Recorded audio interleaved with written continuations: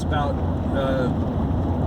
the stuff weighing me down, and I remember looking at the tools that I said are just weights, that the things I use, but it's like I don't use them very often. I don't use them anymore, and I just feel like they're weights, like anchors to me. Well, I was looking at them now, and instead of just thinking about getting rid of them, I think about selling them. And the thought ran through my head that the reason I want to sell them is because I need the cash. Well, the fact of the matter is I don't need the cash. I use the cash. I don't need to actually have more cash. I just need enough cash to do what I need to do. So in a sense, in my thinking, I'm like trading one thing that's weighing me down for another thing that might weigh me down. That doesn't quite make sense the way I just said it. I'll edit this. So when I think about the cash, the only thing I need cash for is to get something from someone that they're not willing to give me out of the goodness of their heart. And so I need cash in order to negotiate and give them something that they want to have. That's the only reason I need cash. And cash doesn't take up much space unless you actually have the cash, have true cash. If it's electronic, it doesn't take up much space, any space really. But unless you get something in hand in nickels or something, then you've got a lot of space that's used up. But the idea of trading one, I don't want to say, well, I'm going to say it, vice. One vice for another vice is almost like, it's the same thing as smoking. I smoked for a lot of years. I've not smoked for a ton more years than I ever smoked, but except for secondhand smoke from others, of course. But it was kind of like, in order to get off of cigarettes, you had to find some kind of alternative.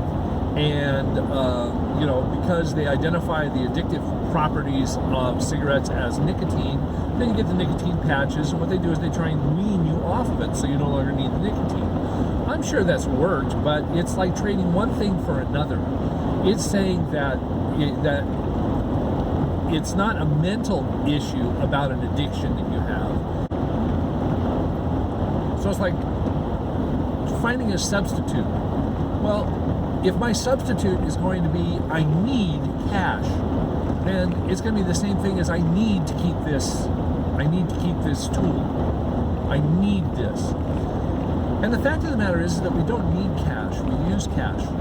That's it. We don't need it. We use it to get things that we want. So I just had that thought that I'm sitting here not wanting to just give away to a good home these tools that I have. I want to try and get some money. I want to sell them because I can use the cash. Well, yes, I can use the cash, but that I need the cash. Therefore, I can't just give them away. And that goes entirely against the whole mindset that I have about things. That if something is tethering me, I don't want to get cash for it.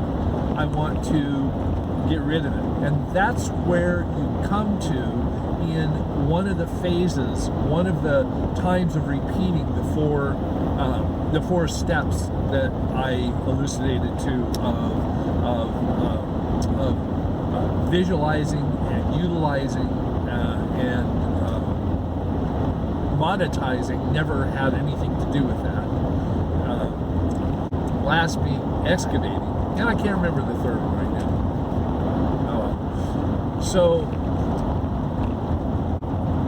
I'm still keeping myself burdened because I won't let this go unless. So if I'm not going to let something go because I think I might use it in the future, or I might want to use it in the future, if I think of that, it's going to stop me from doing what I need to do, which is actually get rid of it. If I need to replace it in the future, that's a whole different thing. I'm not burdened by it during that time between the time I get rid of it and the time I have to replace it. And who knows? Maybe the replacement is not going to be a necessity. Maybe the replacement is something where I can borrow, or I can change. In thinking about that, if you think you have to have so much money to be able to get on the road, you're never going to get on the road. You need to get on the road. You need to break down sometime when you know that you don't have any help. And what I mean by break down is like, get stuck someplace or get a flat tire. And you just don't have any help.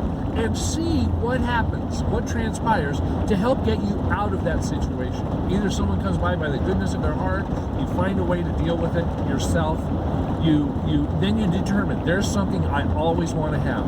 I got stuck in a creek bed recently. Yeah, I got stuck in a creek bed, buried up to the axle. And I'm thinking, oh man, I really wish I would have bought that traction strips. You know, the only problem is that the traction strips take up an awful lot of room, and I got a small area here. I don't want to fill it up with stuff. So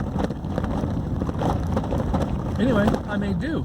I dug out from underneath as best I could. I put rocks down. I tried it. I made 6 inches forward this time. And I dig it out again and do it again. 6 months. And then I'd back it up. So I have this whole area that I can put these rocks down. Anyway, I'm sorry, it's a long version, but the short version is I got out. I didn't need what I thought I needed. Far away from your troubles and worries, you belong somewhere you feel free. You belong somewhere